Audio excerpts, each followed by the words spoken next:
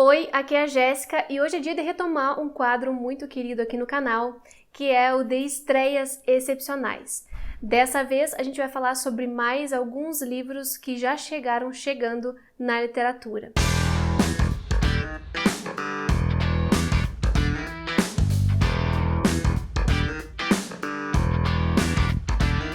Esse é um quadro que surgiu em 2020, já tem alguns episódios que eu inclusive vou deixar aqui para vocês nos cards, para vocês darem uma olhada depois, porque eu já indiquei vários livros que se encaixam nessa categoria de livros de estreia, né? E só tem coisa massa, gente, porque eu fiz essa seleção pensando justamente em autores que chegaram inovando de alguma forma, ou que escrevem muito bem, que parece que não tiveram nenhum problema em lançar os seus primeiros livros, porque já tinha muita qualidade ali. Então confiram todos esses vídeos que eu já fiz antes, e hoje então eu trouxe mais 5 livros de estreia, dessa vez livros separados porque são feitos por mulheres. Eu separei então só autoras aqui porque estamos no mês de março em que eu tô tentando valorizar mais a literatura produzida por mulheres. E tem mulheres de todos os cantos aqui do mundo para vocês, inclusive latino-americanas, claro, porque é o que eu sempre tento priorizar. Então se preparem aí para anotar um monte de dica massa. Mas antes de mais nada, está chegando agora no canal, seja muito bem-vindo, muito obrigada pela companhia.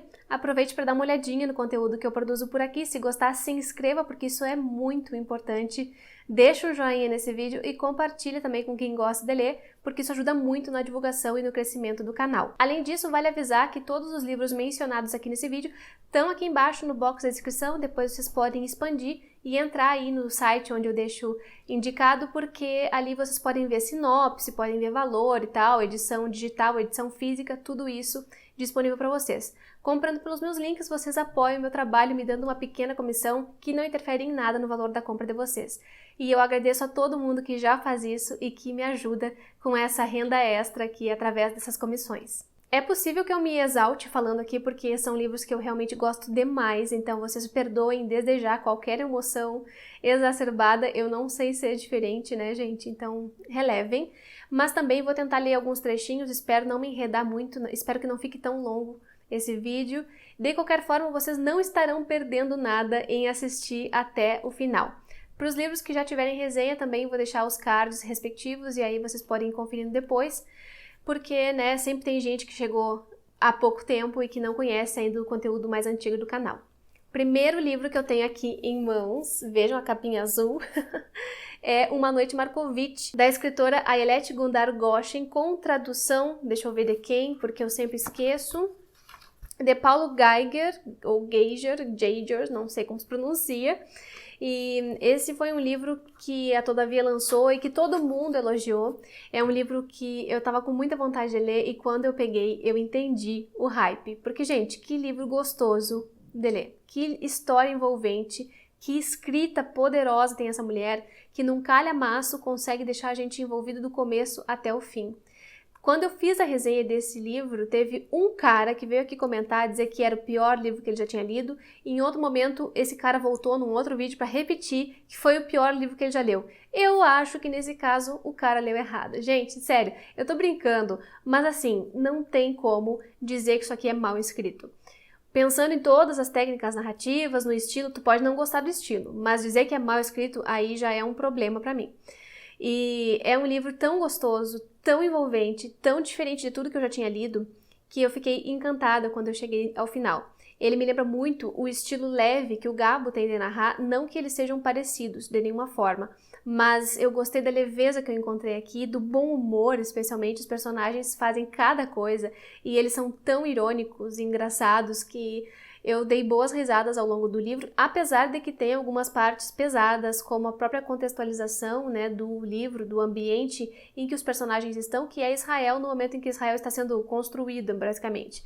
E aí tem muita coisa em jogo, inclusive o plot, né, do livro, que é o Markovitch, que em certo momento decide que não vai se separar da sua esposa, que era um casamento de fachada, enfim, que acontecia ali em alguns países, né, para as pessoas fugirem do Holocausto. Se forjavam alguns casamentos na Europa e quando eles chegavam em Israel se desfaziam esses casamentos, mas Markovitch se apaixona pela esposa e decide que não vai conceder o divórcio assim que eles chegam lá. E o livro começa mais ou menos a partir daí, com esse problemão que a Bella Markovitch vai ter que lidar ao longo de vários anos em que se passa a narrativa. Eu gosto demais, eu já fiz resenha desse aqui, eu idolatro esse livro e eu acho que ele é uma delícia e recomendo para todo mundo. Para que vocês possam ter uma ideia de como é a escrita da Ayelet, eu vou ler só um trechinho para vocês sentirem, né?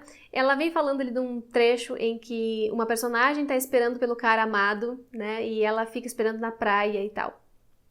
Daria para ver naquilo uma coincidência armada pelo destino, testemunho da ligação mágica entre o casal de amantes, não fosse o fato de que o sentimento a tinha levado à praia também nos 3 dias anteriores. No comportamento de Sônia não havia nada de que se pudesse inferir uma suprema intuição feminina, dessas que despertam uma mãe no meio da noite com a percepção de que seu filho foi ferido em combate, ou que a fazem ir correndo assar um bolo na vaga certeza que ele vai chegar. Não era intuição, e sim dedicação. Quando Zev Feinberg coçava o nariz, as narinas dela não comichavam. Enquanto ele punha os intestinos para fora por causa da diarreia generalizada no navio, ela dormia o sono dos justos. Não sentiu nada com a aproximação do navio à Europa, assim como não tinha profetizado a data de sua partida no porto de Haifa. Sabia apenas que tinha de esperar por sua volta, e que quando voltasse, seria do mar. Então, ele brinca muito, esse livro, com essas coisas de vou acreditar no destino, vou acreditar no amor, não sei o que lá, e acaba que as personagens vão fazendo o que dá pra fazer numa concretude, num realismo que eu acho muito honestos. E por isso vem tanto desse humor que eu falei pra vocês antes. Recomendo com muita força esse excepcional livro de estreia da autora Ayelet, porque vocês com certeza vão gostar. Outro livro de estreia que eu tenho aqui é de uma autora iraniana, então estamos aí no Oriente Médio, minha gente, e eu vou repetir a recomendação do Filhos do Jacarandá, que é o romance de estreia dessa autora, Sahar Delijani, que tem tradução de Celina Portocarrero. Esse livro foi lançado em 2013, é um pouco mais antigo que Uma Noite Markovitch, e eu já recomendei ele em várias ocasiões aqui no canal. Tem uma resenha bem completa sobre a história e também já falei dele em outros vídeos aleatórios e eu vou deixar tudo aqui embaixo, mas não vou ler trechos porque eu já li trechos dele lá nesses outros vídeos e assim vocês podem ver. Mas aqui a gente tem uma escrita bastante diferente do Markovitch. A gente tem uma escrita mais lenta, uma prosa que demora para apresentar os personagens e toda a ambientação e que faz a narrativa de uma forma fragmentada, diferente do Markovitch, que tem uma fluidez muito maior. Aqui a gente vai vendo aos pedaços um pouco do passado, um pouco do presente, um pouco do futuro, digamos, de uma família, né? Então a gente acompanha 3 gerações de uma família que foi afetada pela Revolução Iraniana, que teve lá a partir da década de 70, 80 e que se transformou nessa coisa que é o Irã hoje, nesse país de governo fundamentalista.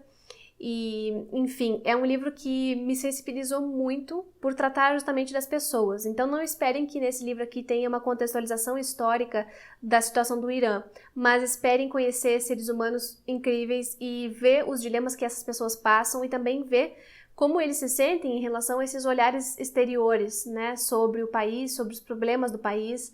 E é um livro que em pouco mais de 200 páginas me comoveu, me emocionou, me fez pensar nos personagens que são tão diferentes de mim e é por isso que eu acho que ele é um baita livro de estreia também, com um ritmo mais lento, uma situação mais densa talvez, mas que ainda assim me encantou demais. Por isso, não podia deixar de fora dessa lista. Agora, saindo do Oriente Médio para vir para a América Latina, tenho 2 recomendações de leituras do ano passado também que foram excelentes, excepcionais, começando por este livrinho aqui, minha gente.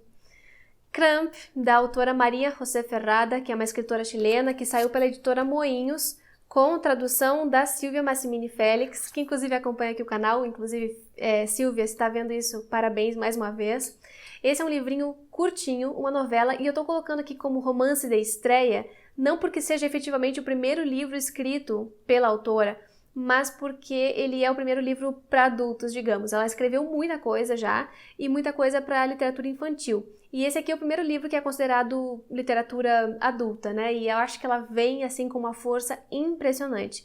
Eu fiquei muito comovida também por essa leitura, que eu fiz no ano passado. Participei do lançamento desse livro junto com a Bárbara e com a Milka. Tem vídeo também, ficou tudo salvo, e eu vou deixar isso aqui embaixo, assim como vou deixar também a entrevista que eu fiz com a autora. Gente, eu entrevistei a autora aqui no canal, foi lindo, foi muito emocionante, eu pude perguntar várias coisas para ela. E o que eu gosto nesse livro da estreia é que ela vem trazendo uma voz infantil que é muito bem caracterizada, e apesar de ela ter sido narrada depois de muito tempo, né? Então, a narradora, que é a Amy, e também a protagonista, ela vai pensar em tudo que aconteceu na infância dela, inclusive sobre essa imagem aqui que tem na capa, né, que é um dos acontecimentos do livro, o fato de uma criança fumar, e aí para saber por quê, como, quando, vocês vão ter que ler o livro, que é bem curtinho, mas que vale muito cada momento. Vai perpassar a ditadura chilena, obviamente. É um livro que fala nas entrelinhas, que deixa muita coisa subentendida e que, quando a gente consegue perceber todos esses detalhes, a gente se emociona demais, porque a gente vê como a ditadura afeta a família, como a ditadura afeta as pessoas, os seres humanos, especialmente uma criança que tem informação e ela precisa se agarrar a outras coisas no mundo para poder ter algum tipo de compreensão, para poder ter algum tipo de entendimento dessa coisa que é a vida, que para ela parece tão estranha.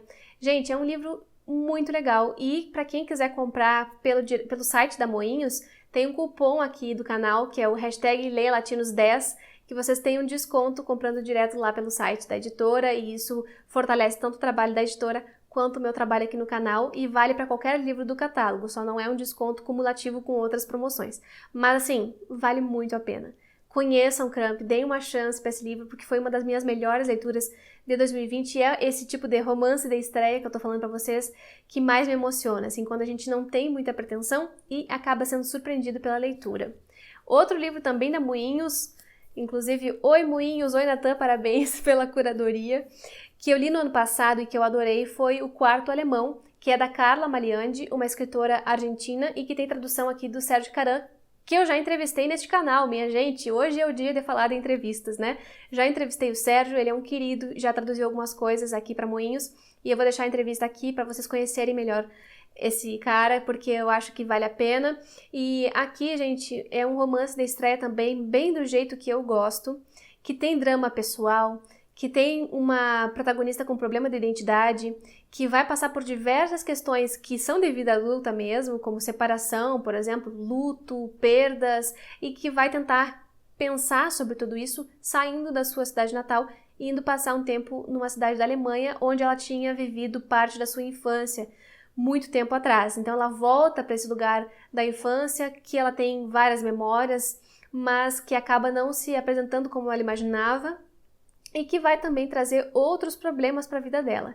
E a gente vai ver, então, toda essa jornada da protagonista, e eu acho que o que eu mais gosto aqui é o estilo da escrita, porque é muito direto, é uma escrita que não faz muita firula, e também, claro, a ambientação que ela faz eu acho perfeita, os dilemas dos personagens, isso aqui parece um filme já, sabe? Ele é muito bem construído imageticamente, e eu me identifiquei com várias coisas aqui que dizem respeito à Argentina, e aí é claro que ele tem um valor afetivo muito grande para mim. Mas assim, em termos de qualidade literária, é um baita livro, um excelente exemplo de livro de estreia que já chegando, e tem resenha aqui no canal, e eu vou deixar recomendado também que vocês assistam, porque vale muito a pena conhecer. E um outro livro de estreia, que é meio que um best-seller, e que não é latino-americano oficialmente, mas que eu considero latino-americano, é o Bem-vindos ao Paraíso, da Nicole Denise Ben, que é uma escritora jamaicana. Esse livro foi publicado pela editora Morro Branco e tem tradução da Essi Regina Candiani.